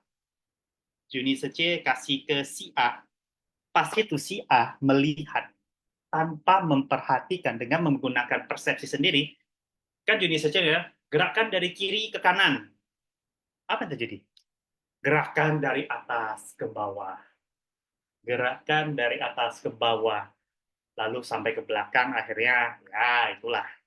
Maksudnya, karena si A pikirannya menyimpang saja pada saat menerima informasi itu tersesat ribuan mil ya, dan terbukti tersesat sampai itu Shou-i-nya salah, terakhir jawabannya salah ya. Pernah ya kita main game, bahkan di games ya, walaupun hiburan ya, gathering ya, sebentar ya, di games yang walaupun hiburan itu ya, sesuatu ya, ada, dan itu kocak. Games yang gituan tuh beneran kocak luar biasa, tapi maknanya mendalam. Ketika kita menerima informasi tapi pikiran yang nggak present, menyimpang, terjadilah penyimpangan sehelai rambut, maka tersesat ribuan mili dan terbukti Dalam matematika itu ya terbukti. Dan ada nggak kejadian nyata? Jawabannya ada, sesyong secimen. Dan always happen. Terutama apa, sesyong secimen? Kalau si penerimanya itu, terutama dalam berbisnis ya, ini terasa banget ketika saya berbisnis. Ya, ketika saya berbisnis, menawari peluang bisnis kepada orang, di mana bisnisnya itu legal. Yang namanya legal, salah satunya itu selalu memberikan ya enak dan enggak enaknya. Keuntungannya, bisnis kamu akan gini, gini, gini, gini. Risikonya gini, gini, gini, gini. Saya jelasin, katakanlah ke Mr. B lah, katakanlah ke si B. Si B ini tertarik. Si B ini tertarik ini sama peluang bisnisnya ini. Peluang bisnisnya ini. Ya. Atau apa deh ya. Ya, oke lah, peluang bisnisnya deh. Saya misalkan berusaha dengan tanggung jawab moral akan katakan, Pak, bisnis ini oke, tapi risikonya gini gitu. Pas itu si B cuma mau dengarnya enaknya doang, risikonya dipaparkan oleh saya, tapi si B nggak dengar, masuk kiri mantul kiri, informasi tentang risiko aja akhirnya nggak masuk ke dalam ini. Dan katakanlah udah tanda tangan kontrak, katakanlah, dan terjadi apa yang terjadi, risiko. Disinilah penyimpangan terjadi. Udah dikasih tahu, lu nggak denger, lu malah nuntut saya. Habis itu marah-marah viral, saya disalahkan. Alamak, Cang. Tepuk jidat. Padahal udah dikasih tahu, kamunya nggak denger. Malahan teriak-teriak saya disalahkan. Udah penyimpangan sehelai rambut, tersesat ribuan mili, saya disalahkan. Padahal saya udah kasih tahu di awal. Yang salah siapa? Yang salahnya itu adalah si B, lu nya nggak denger. Kayak gitu ya kira-kira ya sistemnya. Dan ini always happen. Jadi kalau ketika kita menerima atau mendengarkan informasi, sebenarnya termasuk saya juga, please simak baik-baik dengan present. Ketika informasi itu dipaparkan, pikiran tetap di present supaya informasi ini bisa diserap dengan optimal. Seperti itu, jangan ada asumsi. Termasuk juga, atau investasi deh, investasi saham. Saya kasih rekomendasi saham yang bagus seperti itu. Saya ngomong risikonya A, B, C, D, E, F gitu. Orang cuma mau dengarnya, wah bakal return gede nih. Tapi begitu dikasih tahu risiko, kayak ibarat radio rusak yang dengarnya. Begitu kejadian, saya yang disalahkan. Padahal yang salah yang menerima informasinya. Always happen. Always happen. Jadi itulah kira-kira ya. Jadi apa ya? Sekali lagi, ketika kita mendengar suatu informasi, kita mendengarkan suatu informasi, please be present, pikiran nggak usah ngejudge, dengarkanlah dulu baik-baik, dan gunakan sudut pandang yang memberikan informasi, bukan sudut pandang saya. Kalau misalkan menggunakan sudut pandang saya, mendengarkan, disitulah penyimpangan. Makanya bisa saya simpulkan penyebab penyimpangan ini ada kata di Google, yang bisa dibilang kata peribahasa. Dengar setengah, masuk seperempat, paham nol, omong double. Itu orang penyimpangan sekian. Rawan penyimpangan. Jadi ya bagaimana ya, termasuk saya juga. Terkadang kalau ngantuk-ngantuk mendengarkan juga terkadang juga informasi yang terserap juga enggak sempurna juga. Ya, saya juga salah juga. Jadi Salah satu penyebab penyimpangannya itu ketika kita menerima informasi, kita tidak present dan pikiran kita melayang-layang. Padahal informasi diberikan itu benar, tapi dikarenakan kita nggak optimal menerima informasi dan tidak mendengarkan dengan baik, itulah terjadi penyimpangan. Laksana ketika kalau kita mau mendengarkan, ada 3 cara mendengarkan yang baik ya, ada 3 cara mendengarkan yang baik ya. Pikiran kita, kalau yang pertama bocor,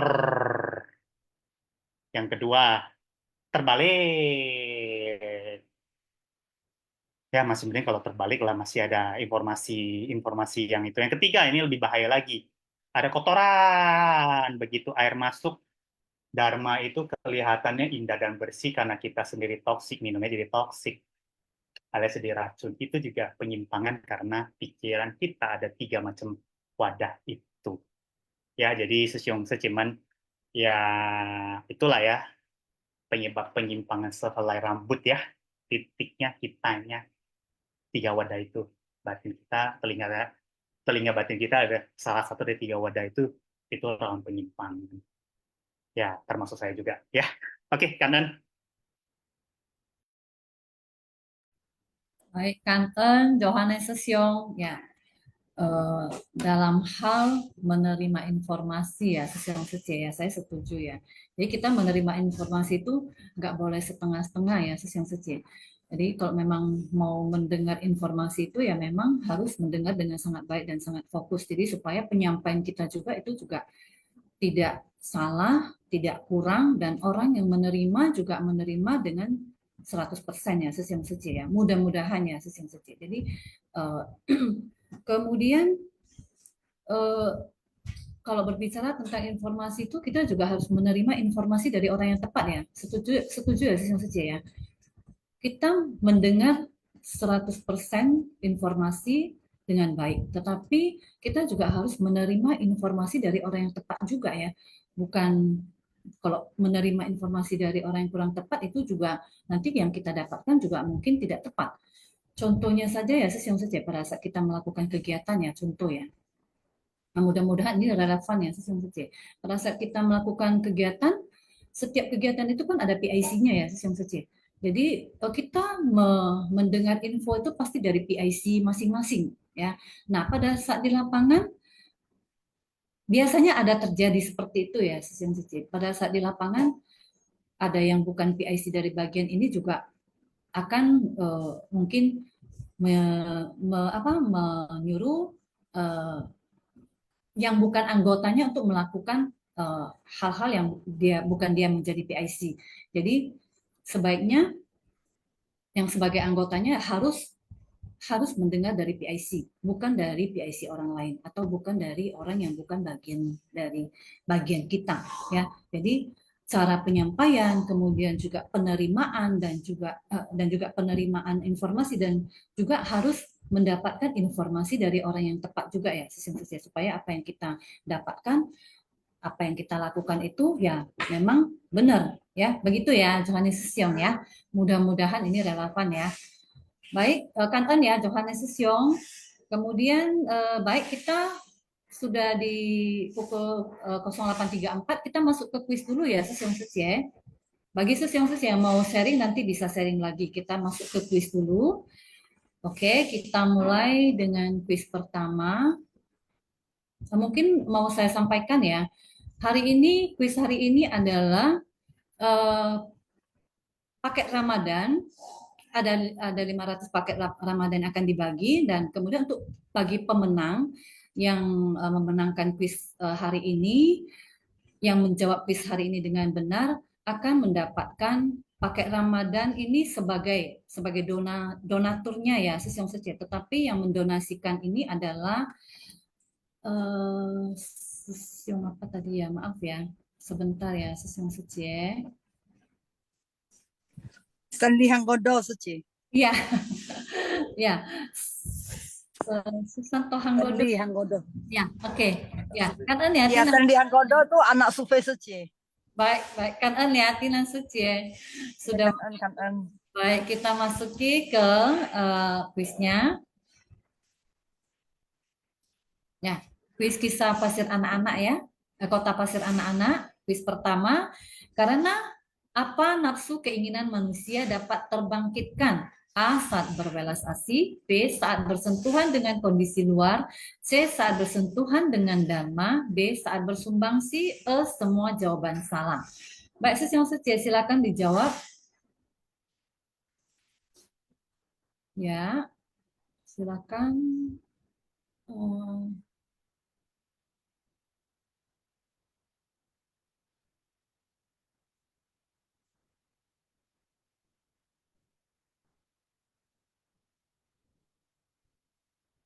Ya, sudah di close ya, Sis Yongse. Maaf ya, saya nggak kelihatan ini tadi. Ya, karena apa? Ya, saat bersentuhan dengan kondisi luar ya, Sis Yongse jawabannya ya. Jadi jawabannya adalah saat bersentuhan dengan kondisi luar. B. Baik, next untuk kuis kedua. Apa yang dilakukan anak-anak? A. Bermain layang-layang. B. Bermain pasir. C. Bermain kelereng. D. Bermain petak umpet. E. Bermain perang-perangan. Ya, ini semua jawabannya sepertinya benar ya. Baik, sudah di close.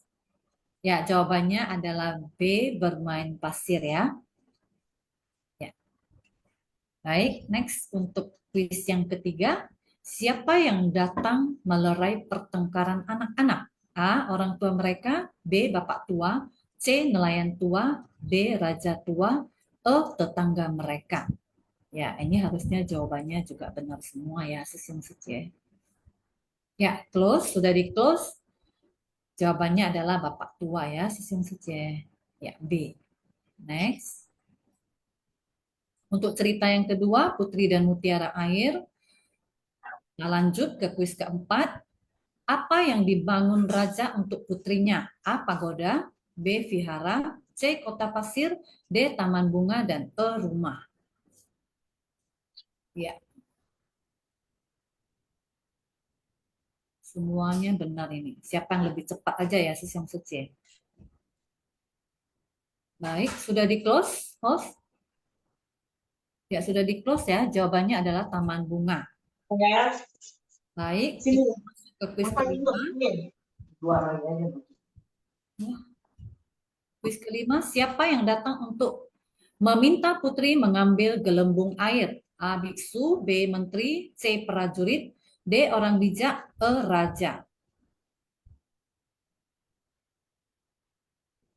Silakan dijawab, Sis Yongse. Oke. Sudah di close belum, Sis Yongse? Sudah di close ya, baik. Orang bijak ya, Sis Yongse. Ya, Bos. Jawabannya D. Next untuk kuis. Iya. Ya. Apa yang diinginkan putri setelah bertemu dengan orang bijak? A. Meminta orang bijak bersujud dan meminta maaf kepadanya.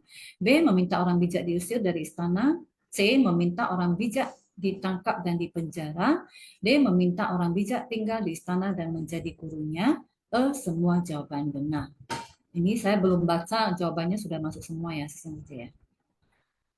Baik, sudah di close ya. Baik, Sis Yongse. Jadi putri tersebut meminta orang bijak tinggal di istana dan menjadi gurunya ya. Oke. Ya. Baik, Kan Eun, host. Kan Eun ya, Sis Yongse yang sudah jawab pertanyaannya. Kita menunggu siapa yang menjadi pemenang. Nah, selagi kita menunggu, kita kembali ke sesi sharing ya, Sis Yongse. Silakan Sis Yongse yang masih mau sharing. Kita masih menunggu ya, Sis Yongse yang masih mau sharing ya.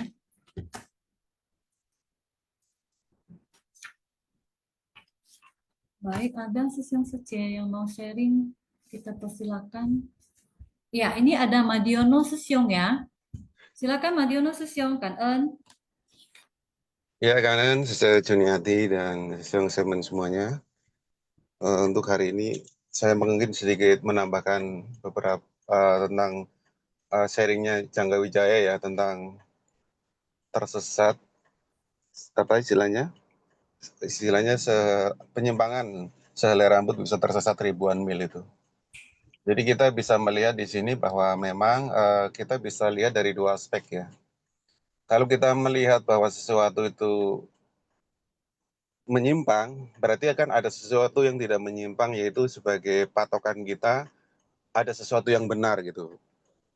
Jadi kalau kita lihat ada yang menyimpang, berarti ada patokan kebenaran gitu kan. Nah kalau dalam hal ini patokan kebenaran itu kita sebenarnya bisa lihat dari dua kajian juga, dua sisi juga, yaitu kebenaran relatif dan kebenaran mutlak gitu. Kebenaran relatif itu adalah kebenaran yang kesepakatan. Namanya istilahnya samuti saca ya, atau biasanya berkaitan dengan dharma-dharma duniawi alias yang berkaitan dengan keseharian kita itu. Kebenaran itu yang seperti itulah kebenaran yang relatif gitu. Relatif itu berarti ya tergantung konteksnya gitu. Jadi kalau kita bicara tentang penyimpangan tadi, sehelai rambut menyebabkan juga tersesat ribuan mil, sekali lagi potongan utamanya bahwa ada yang benar. Dan tentang kebenaran ini sendiri saya ulangin bahwa ada yang kebenaran relatif, ada kebenaran mutlak. Lalu bagaimana kita menyikapi ini ya, tentu saja kita lihat konteksnya. Kalau yang tadi dicontohkan Sesiung Jangga Wijaya, misalnya kita mendapatkan informasi, kita menyerap setengah-setengah, dan kemudian karena kompetensi dan mungkin juga daya tangkap kita ya tentang kapasitas kita juga terbatas, itu menyebabkan penyimpangan. Berarti kita lagi bicara tentang kebenaran relatif, yaitu kebenaran relatif itu adalah tentang kehidupan sehari-hari, di mana kebenaran ini adalah kebenaran kesepakatan umumnya yang ada di masyarakat seperti apa gitu. Nah ini tentu saja kalau kita bicara kebenaran relatif ya sifatnya sangat tergantung konteks gitu. Tapi memang kita memiliki kecenderungan ya bahwa secara alami kita memang juga memiliki noda batin banyak, sehingga apa yang kita tangkap itu selalu mengalami distorsi entah berapa persen, mungkin kecil, mungkin besar, pasti ada distorsi. Artinya tidak mungkin 100% sama persis dengan apa yang dimaui oleh atau yang disampaikan oleh penyampai pesan gitu loh. Kita sebagai penerima pesan itu pasti ada distorsi itu secara teoritis juga komunikasi seperti itu. Karena ada noise di jalan itu dalam hal pesan itu sampai ke pendengarnya gitu. Nah, maksud saya di sini kita harus pahami juga kalau karena kebenarannya adalah relatif, maka kita tinggal melihat sendiri nanti kita sebenarnya mau fokus kemana. Yang dimaksud tidak menyimpang ini adalah tidak menyimpang yang mana gitu. Kita berusaha meningkatkan kualitas terus dengan memahami juga tentang kebenaran-kebenaran yang sifatnya kebenaran yang bukan duniawi ya, yang adi duniawi. Adi duniawi berarti yang para mata juga yang terkait dengan kebenaran yang sebenar-benarnya ya. Yang kalau di ajaran Buddha itu terkait dengan pemahaman tatata alias yang sejatinya, kedemikianan gitu ya. Nah itu. Nah kita juga harus paham juga di dalam hal ini bahwa kalau kita menyebut bahwa penyimpangan sehelai rambut.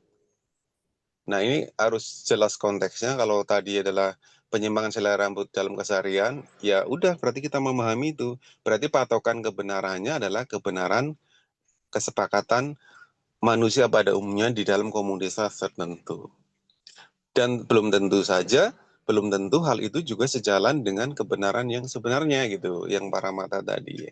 Nah, kita harus pahami itu. Kalau saya sih memahaminya begini ya, kalau kita sebagai misalnya umat Buddha, maka kita menyadari bahwa yang namanya kebenaran yang bukan duniawi, kebenaran yang bukan relatif, ya kebenaran yang sama saya sebut juga para mata tadi, kita bisa belajar dari ajaran-ajaran yang telah Buddha sampaikan. Seorang sama Sang Buddha itu muncul sangat luar biasa dan itu butuh perjuangan yang super panjang berkalpa-kalpa dan kita sebenarnya hidup di zaman di mana masih ada Dharma Sang Buddha. Maka ketika kita ingin memahami tentang tidak menyimpang secara yang tadi berkaitan dengan kebenaran yang sesungguhnya, sebenarnya kita bisa belajar dari ajaran Buddha, yaitu tentang bagaimana hukum-hukum alam yang sudah ditemukan oleh Buddha itu benar-benar kita pahami. Karena apa? Ya karena kita nggak mungkin mencapai sekarang sendiri gitu. Buddha mengajarkan apa yang sudah dialami. Buddha mengajarkan apa yang mengucapkan yang juga sudah dijalani. Artinya bahwa pengalaman-pengalaman seorang sama Sang Buddha itu adalah pengalaman yang sebenarnya adalah proses yang super panjang dan itu nggak gampang ya, sehingga kita layak memberikan penghormatan, dan penghormatan tertinggi adalah dengan cara melaksanakan ajarannya. Saya lihat kalau dalam hal ini, kalau kita melihat guru kita master itu sangat istilah meneladani ya Buddha sendiri gitu, sama Sang Buddha ya. Ya memang dalam hal ini master ini sendiri kan memiliki keahlian dalam meramu kata-kata, kemudian bagaimana menyampaikan sehingga kita mudah memahami. Ini juga sebenarnya adalah kalau kita lihat dari konteks sejarah Buddhisme itu atau agama Buddha itu sendiri ya, itu adalah yang disampaikan Buddha juga, bahwa dalam hal mengajar seorang Buddha itu memiliki banyak cara, ya, sesuai kapasitas pendengarnya. Dan ini sudah dipraktekkan dan diteladani oleh master kepada kita, diajarkan kepada kita demikian. Ada melalui ceramah singkat, ceramah panjang, menengah, melalui media-media tertentu, melalui perumpamaan-perumpamaan. Ini ada semua di kitab-kitab ya. Melalui cerita-cerita, misalnya ada di Cataka, cerita kehidupan masa lampau.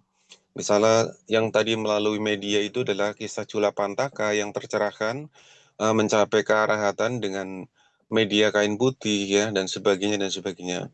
Yang sama di sini makanya kita juga harus belajar dari sini bahwa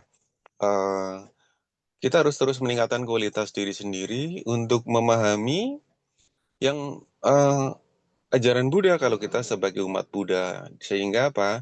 Kita tidak memiliki pemahaman yang menyimpang. Karena kalau pemahaman ini menyimpang tadi, maka kita bisa salah langkah. Dan terus patokan kebenarannya apa? Ya tadi saya katakan ada dua. Kita mau pilih kebenaran apa? Yang duniawi atau yang di duniawi tadi yang udah yang ditemukan oleh seorang Buddha gitu ya. Yang Lokutara yang kaitannya dengan paramata, kebenaran yang sesungguhnya gitu ya, tentang realitas-realitas yang benar-benar hakiki gitu.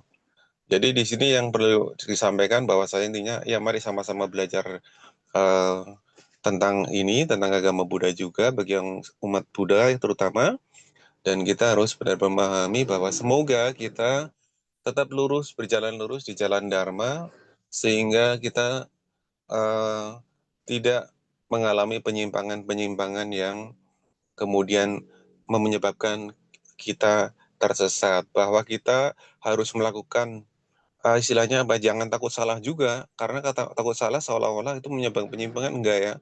Asalkan itu kita yakin benar, jalankan, tapi kalau tahu nanti salah kita harus perbaiki terus. Nah ini makanya saya kemarin penting sekali memahami bahwa patokannya apa dulu, kebenaran yang mana yang kita patokan. Nah ini misalnya ya sederhana terakhir ini saya sampaikan, misalnya tentang tadi disampaikan oleh Seung Suhardi tentang agama Buddha ngajarin penderitaan. Waduh, dengerin penderitaan aja kayaknya udah nggak optimis banget ya.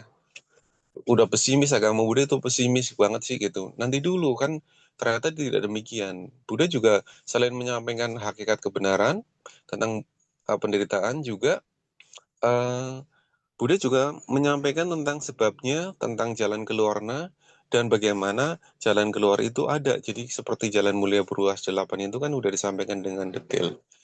Misalnya lagi tentang kemarin yang udah bahas dari kemarin ya. Kita kalau udah tahu penderitaan, waduh langsung drop kadang-kadang ya. Kayaknya tadi menyebabkan kita pesimisme dan sebagainya. Dan apalagi dikasih tahu, misalnya hidup ini kan menderita karena kita banyak keinginan. Waduh, kita kalau baca sekilas-sekilas begini menyebabkan penyimpangan juga. Lalu gimana kita hidup? Masa nggak ada keinginan kan begitu? Nah, yang kemarin sudah dibahas oleh Sesung Haryo dan Sesung yang lain ya kemarin dengan detail bahwa sebenarnya kita harus benar-benar memahami beberapa hal juga tentang definisi-definisi sehingga memiliki pemahaman yang benar, pemahaman yang tidak menyimpang. Misalnya tadi tentang keinginan ya, seolah-olah kalau kita hidup tanpa keinginan kan nggak mungkin juga. Nah, ternyata di dalam ajaran Buddha itu sangat detail dijelaskan definisi-definisi. Oh, keinginan itu berbeda dengan nafsu keinginan. Keinginan itu canda, nafsu keinginan itu tanha, dan seterusnya. Nah, ini pentingnya. Jadi saya hanya menekankan, mari sama-sama belajar, patokan pada kebenaran, terserah kita melihatnya, mau yang samuti saja atau yang paramata saja, kebenaran relatif atau kebenaran mutlak. Dua-duanya ini tersedia di sekitar kita, dan kita terus berusaha meningkatkan pemahaman pada yang paramata saja atau yang kebenaran yang lebih tinggi tadi, yang berkaitan dengan hakikat-hakikat ya. Demikian ya Cici ya, ya. Ya, Kanton ya, Madiono Siong. Ya, sangat kangen sih dengan sharing Siong hari ini. Tadi saya mendengar bahwasannya kita harus meningkatkan kualitas diri kita ya, Siong ya. Untuk apa? Untuk bisa memahami ajaran dari Buddha ini ya, Siong. Jadi seperti tadi Siong mengatakan, kalau kita mengatakan bahwasannya adalah hidup ini adalah derita ya. Tapi kita harus memahami bahwasannya penderitaan itu berasal dari mana. Ya, kita sebenarnya dipahamkan dengan hal itu. Penderitaan itu berasal dari mana, kemudian bagaimana cara melenyapkan penderitaan itu. Jadi sebenarnya semuanya ada dibahas di dalam agama Buddha. Jadi bagaimana kita mau meningkatkan kualitas diri untuk lebih paham ya, lebih paham tentang ajaran Buddha ya. Kita mau memahami dengan cara apa? Itu ya Siong ya. Kangen ya Siong untuk sharingnya. Ini sudah ada pemenang. Kita ke pemenang kuis dulu ya, Siong ya. Pemenang, selamat ya kepada para pemenang kuis. Ini untuk cerita Kota Pasir Anak-anak, pemenang kuis pertama adalah Evilia Secie dari Palembang. Kemudian pemenang kuis kedua, Johan Yang Sesiong dari Palembang.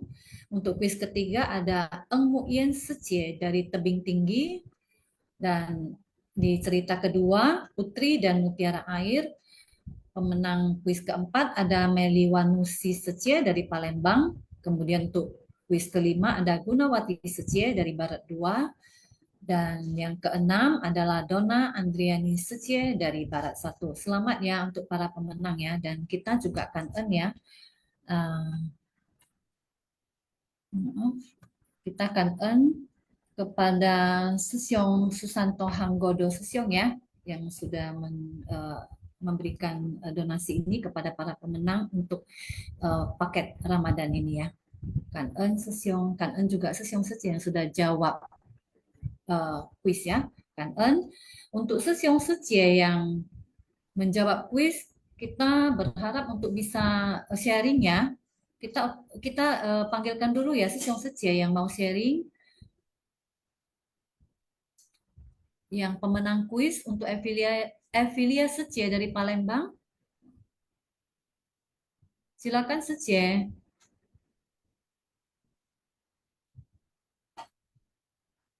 Johan Yang Sesiong. Baik, Evilia Secie izin tidak sharing kangen Secie. Mungkin ada aktivitas lain. Kemudian Eng Muyen Secie dari Tebing Tinggi juga izin sharing kangen ya Secie ya. Johan Yang Sesiong dari Palembang.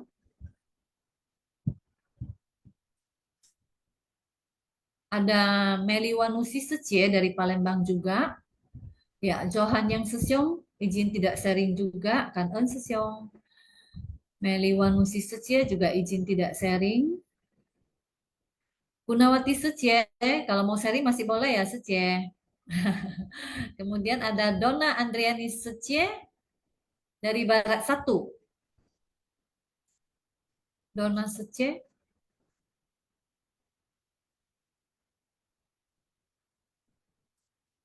Atau Gunawati Secie masih mau sharing Secie? Secie, baru ketik. Berikan kesempatan kepada yang lain. Oke, baik Secie. Kangen ya Gunawati Secie. Secie. Ya kan? Donna Andriani Secie? Oke, kalau belum kita baik. Selamat kepada para pemenang ya. Kita nunggu ya Donna Andriani Secie ya. Jadi kita sambil menunggu kita lihat ini ada tadi ada Johannes Sesiong resen lagi ya. Ya, cuma mau tanya aja nih, mau memastikan. Ini Baik, juga saya juga termasuk kena penyimpangan juga. Berarti saya mau tanya ke Pak Madiono ini. Berarti punya keinginan dan kemauan itu sebenarnya nggak salah ya. Yang salah itu kemauan dan keinginan kalau ada kata kuncinya itu didasari dengan nafsu ya alias nafsu keinginan ya yang nggak boleh ya kayak gitu ya Pak Madiono kan. ya Ya, silakan, betul. Ya, langsung saya jawab ya, saya ya. silakan. Ya. Jadi sesungguhnya, jadi kalau di kita itu kan lihat bahwa pembeda keinginan dan nafsu keinginan itu biasanya di motifnya, di mana kalau di nafsu keinginan itu biasanya itu masih terkait dengan yang ini loba dosa mohanya itu ya. Jadi ada eh, istilahnya noda batinnya itu jelas ada gitu. Jadi kemelekatan menyebabkan kemelekatan dan seterusnya ya.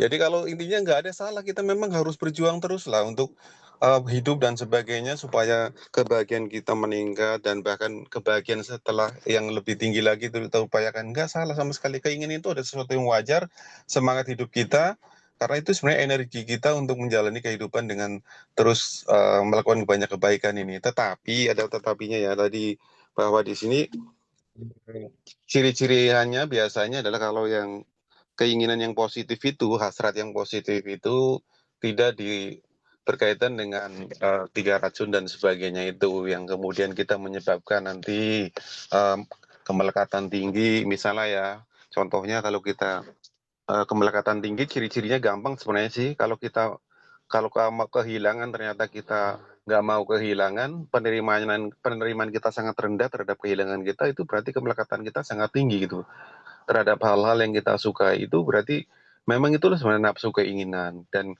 keinginan terus menerus pingin lagi itu sebenarnya nafsu keinginan ketika tadi ada yang masih berkaitan dengan yang aku salah, yang kurang baik tadi ya.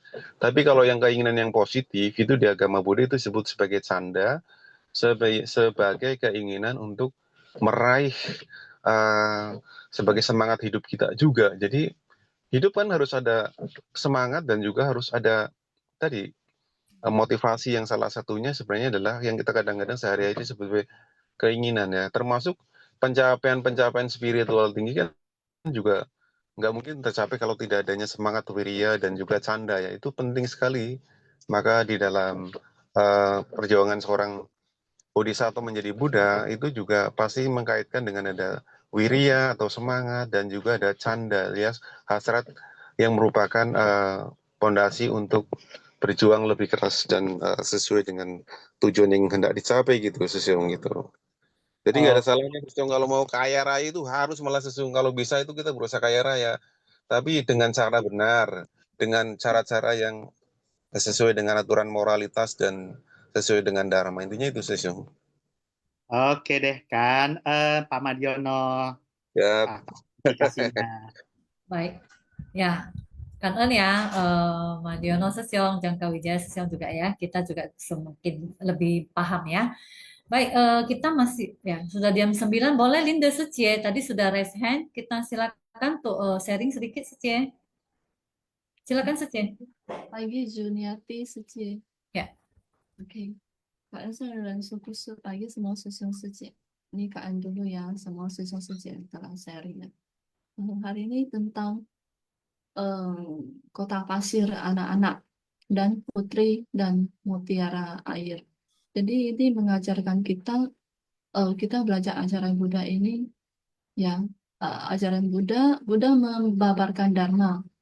Jadi kita mendengar ya, melihat ya, kita mendengarkan Buddha membabarkan dharma, kita melihat ya ajaran-ajaran dari prinsip-prinsip kebenaran. Kita bisa menghafal, kita bisa mempelajari ajaran-ajaran Buddha dalam kita dalam kehidupan kita sehari-hari. Jadi semuanya kita melalui, tidak bisa terhindar ya dari lima panca indera kita. Semuanya kita bisa memberi dari jasa-jasa kebajikan kita untuk kita mempelajari. Tentu saja kita harus mengetahui, ya, kita harus mengetahui tentang memahami prinsip kebenaran. Kita semua sudah tahu apa itu prinsip kebenaran, tapi kita tidak bisa terhindar dari sebab dan akibat dan kondisi dari semuanya ini. Kita harus memahami kenapa bisa begitu. Kita banyak faktor-faktor yang bisa menyebabkan suatu sebab dan kondisi, tapi kita gimana untuk mengendalikan diri supaya kita ini mencari suatu prinsip yang relatif, yang sebenarnya, ya. Jadi jangan sampai bertentangan, ya, tidak terkendali dari sikap kita melakukan suatu perbuatan sikap yang tidak baik, ya, menciptakan karma buruk. Itu saja ya, Kak En, semua sesiong sejie. Ya, baik. Kan ơn ya Linda Sejie. Ya, intinya kita harus ini ya, memahami secara baik apa yang sudah diajarkan oleh Buddha, supaya kita bisa menjadi pribadi yang lebih baik ya. Kita bisa membedakan mana yang benar dan mana yang salah, mana yang semu dan mana yang nyata ya, sesiong sejie ya. Ya, hari ini Sinfasyang kita akhiri ya, sudah jam 9.02 ya, sesiong sejie. Kan ơn kepada tim Sinfasyang, kan ơn kepada sesiong sejie yang sudah mengikuti Sinfasyang setiap hari, kan ơn kepada sesiong sejie yang sudah sharing, kemudian juga kan ơn kepada sesiong sejie yang sudah menjawab kuis. Selamat kepada pemenang ya, kan ơn ya kepada semuanya ya, kan ơn. Kita saya memberi penghormatan kepada Buddha, Bodhisattva dan Master. Silakan berdiri sesiong sejie.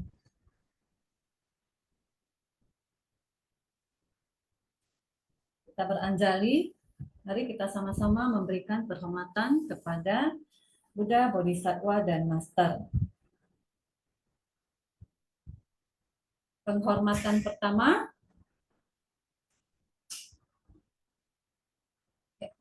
Penghormatan kedua. Penghormatan ketiga. Kan ơn ya sesiong sejie.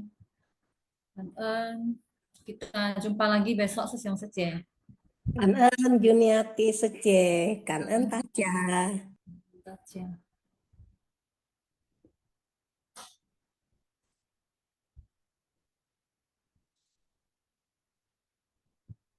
Sesiong sejie, jangan lupa isi absensi ya.